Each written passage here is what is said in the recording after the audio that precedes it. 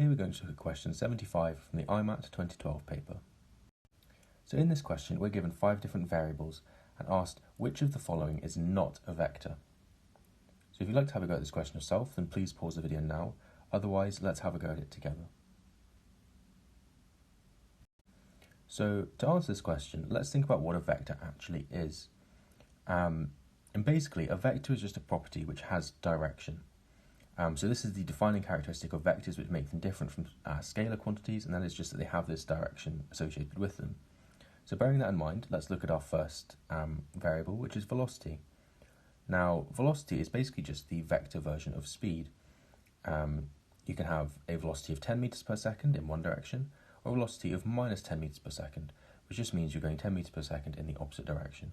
So velocity should be one which a lot of people associate with being a vector. If we think about weight, then weight is a force, specifically in this case, and forces can have magnitudes, but generally speaking, we're talking about vector quantity, because weight is a force which has a direction which is going to be in the direction of gravity, or generally speaking, downwards. So this downwards direction makes weight into a vector. So now let's look at electric charge. Well, electric charge we know can be positive or negative. But positive or negative does not mean the same thing as direction. A positive charge and a negative charge do not mean that they are charges in a specific direction at all. It's just it's the same sort of mathematical symbol used to describe something, but it's not the same as direction, even though directions will be associated with positive and negative. So this is actually a very fine sort of distinction, and it's one which a lot of people might trip up on. But basically what this comes down to is meaning that electric charge is going to be a scalar quantity.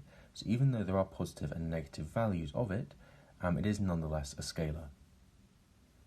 Now if you did have difficulty spotting this straight away, then the best thing to do is just to work through all of the answers and possibly try and convince yourself that out of each of these, electric charge is the least likely to be described as a vector. For completeness then, even though we've decided that this one is a scalar, we can look at the other values. With D being electric field, well, electric field is just a sort of force field in that it is a field which describes the direction of a force at a point. So electric fields must have a sort of direction to them and therefore must be vectors. So electric field is a vector field since it's describing the direction of the force acting on a charge at a point.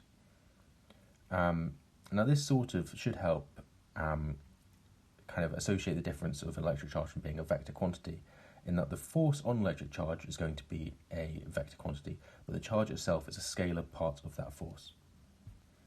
Anyway, moving on, we can finally look at part E, which is an acceleration, and an acceleration is just similar to a force related by Newton's second law, and it can again have direction associated with it in exactly the same way as a velocity might or a force might.